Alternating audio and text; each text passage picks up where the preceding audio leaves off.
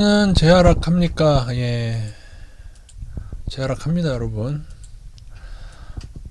거래량 감소의 의미를 꼭 제가 아시라고 예전부터 말씀을 드렸죠. 예전에 술멍TV 하나에서 있었기 때문에 이게 갈라진 지가 얼마 안 됐거든요. 경제부동산TV랑. 예전 그런 다 술멍TV에 있는데 지금 주식TV가 됐죠. 제가 거래량이 감소되면서 하락은 시작된다. 그러면 끝이다 말씀드렸고, 반등은 지역에 따라서 다른데 일부 지역은 반등이 나올 것이고 그 다음에 재하락한다고 누누이 말씀드렸습니다. 이걸 제가 진짜 지겹도록 보여드렸죠. 물론 바로 이렇게 급락하진 않고요. 이렇게 한 단계 급락한 다음에 또 버티고 긴 기간에 걸쳐서 부양을 할 거기 때문에 연착륙을 유도하지 않을까 싶습니다.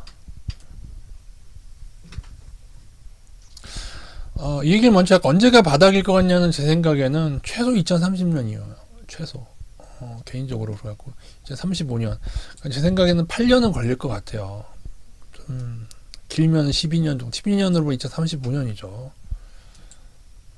저기 2008년 하락 때는 경고한 후에는 4년 후에 2012년도에 수도권 주택 매수 의견을 드렸거든요. 그때하고는 요번은 완전히 다르다.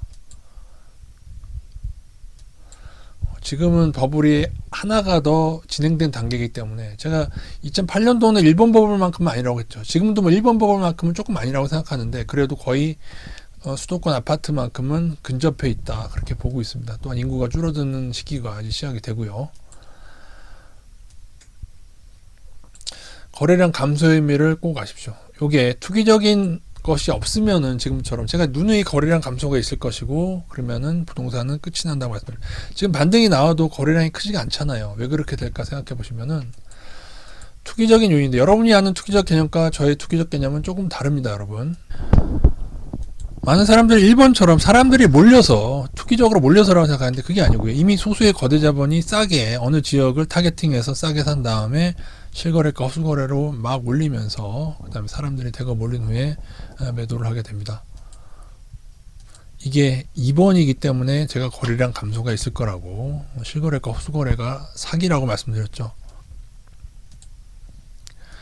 적정가는 우리의 월급 대비 그 다음에 또 하나는 이 두 가지뿐이 없어요. 사실 첫 번째 아프리카의 월급을 받으면서 10억 아파트가 존재할 수 없는 이유를 알겠죠. 아프리카는 그렇게 못 갑니다. 똑같은 아파트여도 지역마다 다르죠. 뭐에 따라서 생활 수준에 따라서 다른 거예요.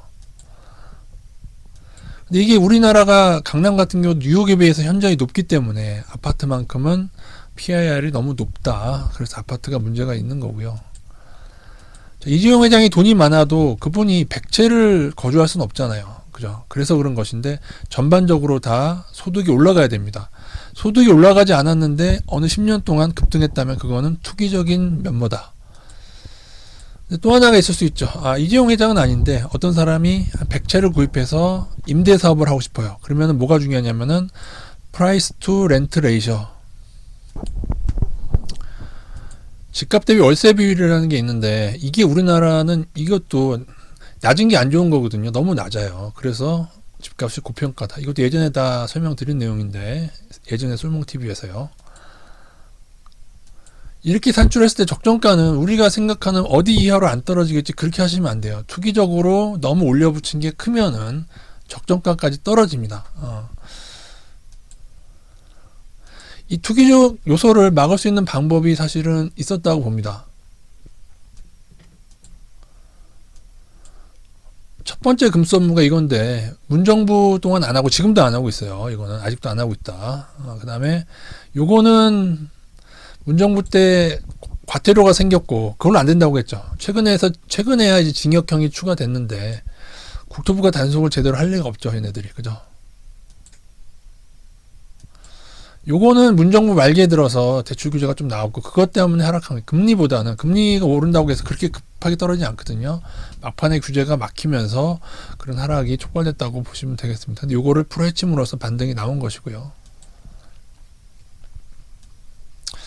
2012년도 제가 강남 아파트 바닥론을 얘기할 때 서울주택 매수 의견을 낼 때 그 당시에 금은 1900불 정도 됐습니다. 지금하고 가격이 같죠.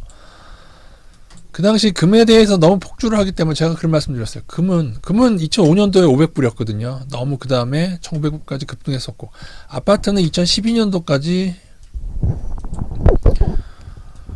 그 당시 아파트는 좀 하락을 했었잖아요. 여러분 아시다시피. 그래서 그때 아고라에 제가 이런 글을 남겨드렸습니다. 금만으로 아파트가 떨어지죠. 그 당시는 금에 굉장히 지금 나스닥 폭주하듯이, 개미들은요 오르면 폭주를 해요. 이때도 엄청 올랐거든요. 500불에서 몇 년, 7년 사이에 1900불, 2000불 가까이 찍었는데 그거를 1900불 이상에서 따라붙고 있었으니 금카페가 생겨나고요. 제가 작년에 설명, 이 채널은 아니지만 제가 아파트만 오르고 금은 떨어질까 이런 글을 10년 만에 다시 올렸는데, 그죠? 그게 다를 거예요. 2012년에 금을 팔아서 아파트 투자한 사람의 수익률이 다를 거고, 그 다음에 지금 아파트를 작년에 팔고 금을 산 사람의 수익률이 또 10년 후에 달라질 겁니다. 금 가격은 2012년이나 2022년이나 비슷비슷합니다. 가격이 1800에서 1900불 근처예요. 10년간 금은 이자도 못 받고 아무것도 아닌 거, 오히려 더 떨어졌다고 올랐을 뿐이에요. 여러분은 많이 오른 거, 나스닥이든 아파트든 많이 오르면 조심하고, 금이라고 할지라도 많이 오르면 조심하셨어야 되고, 근데 그 금이 지난 또 어떻게 보면은 10년 동안 지지부진했거든요. 그렇지 않습니까? 그렇기 때문에 지금은 오히려 금으로 투자를 하다, 한 번에 투자는 하지 마세요. 왜냐하면은 달러를 지키기 위해서 계속적으로 누르는 액션이 있을 겁니다. 그래서 일부는 투자하시고 또 일부는 떨어졌을 때 살 수 있는 걸 남기고 투자라고 말씀을 드리고 있는 것이고요. 부동산은 지금 전량 매도를 제가 2022년도까지, 그러니까 제가 사실은 주택 매도가 좀 빨랐어요.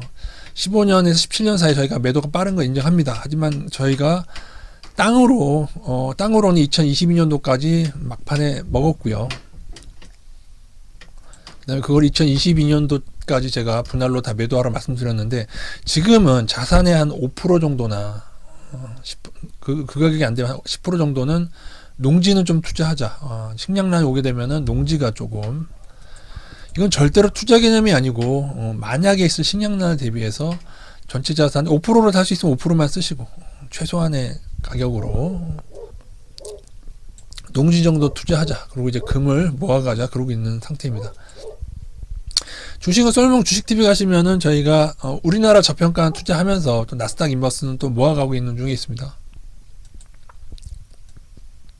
현재는 인버스 우위는 아니지만은 때가 이르면은 저희는 나스닥 인버스 우위로 가게 될 것 같고요. 이번 반등이 끝나게 되면요. 그러면서, 그리고 일부는 현금이 있어야죠. 그 현금이 달러로 가 있어야 될 것이냐 하는 얘기는, 그러면 미 국채를 투자해야겠죠. 그거는 제가 아직은 조금 일부는 하셔도 되는데, 예전처럼 사실은 2008년도 금융위기 전에는 저희가 자산의 30%를 외환으로 바꾸자고 의견 드렸는데, 이번에는 그렇게는 안 하고 있죠. 그때하고는 좀 달라가지고요. 근데 어쨌든 전반적인 포트폴리오도 나중에 한번 여기에 짜드리도록 하겠습니다. 그리고 주식은 그냥 적립식으로 조금씩 하시는 게 제일 좋지 않을까. 지금은 우리나라 주식에는 저평가될 게 많이 있고, 나스닥은 최고평가입니다. 지금 나스닥이 여러분 한 10년 그래프를 보면 이렇게 돼 있어요. 이거는 사실은 지금 여기 올랐는데, 이게 좀 더 크기도 합니다. 이렇게도 쌍봉 나오기도 하고 살짝 넘기도 해요. 상관없어요. 주식 같은 경우는. 부동산은 여기를 거의 못 넘는 경우가 많고요. 요 반등이 요번에 나왔는데 거래량이 없기 때문에 저는 실거래 허수거래가 또 했을 거라고 보는데, 근데 여러분 절대로 주식은 여러분 이렇게 하다가 때가 되면 진짜 이렇게 급락하고 이렇게 하고 급락하거든요. 근데 부동산 같은 경우는 물론 한 단계 더 추가 급락이 뭐 내년이나 내후년에 버티다가 이렇게 나올 수는 있습니다만은 계속 부양을 할 거기 때문에 이렇게 좀 시간이 걸리게 됩니다. 그래서 긴 기간 최소 8년은 걸린다. 이게 늦게 떨어져야지만 적게 떨어집니다. 예를 들어서 여기에 대한 적정가가 있을 거예요. 모든 가치는 적정가가 이렇게 돼 있다고 돼 있는데, 이건 너무 좀 그렇고, 적정가가 이렇게 돼 있다고 봅시다. 다시요. 적정 가격이 이렇게 돼 있다고 보면은 이게 급하게 떨어지면 여기까지 떨어져야 되고, 그죠? 버티면서 떨어지면은 여기 더 위에서, 여기 더 위가 바닥이 됐습니다. 그러니까 무조건 하락이 늦으면은 바닥은 조금씩 올라가는 거다. 그렇게 생각하시면 됩니다. 근데 이제 가장 문제는 단기에 급락을 시켜버리면 이런 식으로 과매도가 나오는 경우가 있어요. 이게 여기는 평균 가격 여기라고 했는데 더 떨어져. 이게 평균 가격보다 이렇게 더 떨어져서 이렇게 된 다음에 오르는 경우가 있습니다. 이게 경매가 막 나오고 이래서 경착륙을 막기 위해서 지금 부양을 계속 하는 거고 앞으로도 계속 될 겁니다. 그렇게 돼서 조금은 한 8년 정도는 돼야 바닥이 잡힐 것 같고요. 물론 가격이 막 훅 떨어져. 막 여기서 지금 있는 데서 막 마이너스 60%훅 떨어져서 적정가보다 과매도가 나온다. 그러면은 뭐 매수 시기가 빨라질 수 있겠지만은 2012년도처럼 그 정도 떨어진 구간에서 이제는 이게 레벨이 있어요. 버블의 레벨이 한 이 정도 레벨인 경우에는 다시 올라요. 근데 지금은 이 정도 어떤 버블의 완벽한 일본과 같은 모습을 구현해냈기 때문에 이후에는 설사 뭐 고점까지 온다고 해도 반등에 불과하고 또 하락할 가능성이 큰 상태입니다. 예, 금리가 지금 문제가 되고요. 가계부채가 늘어나는데 이것도 해결책은 있어요. 만약에 집값을 하향하는 동안 우리의 월급이 막 2배, 3배 다 올라가면은 그러면 당연히 바닥은 제한돼요. 아까 말씀드린 PIR 개념, 사람들이 월급이 올라가면은 그만큼 구매력이 생기니까 당연히 그렇겠지만은 그것이 일어나지 않는 이상에는 적정가로 수렴을 하게 됩니다. 그것은 급락하느냐 아니면은 서서히 떨어지느냐에 따라서 바닥은 좀 달라지게 될 걸로 보여집니다. 제가 볼 때는 이번 반등이 나올 수 있는 마지막 기회인 것 같아요. 파이널 워닝이다. 결국에는 거래량이 이렇게 반등해도 안 터지면은 답은 없어요. 살 사람 없는 거예요, 여러분. 투기 세력만 붕붕 떼어가지고 눈치 보다가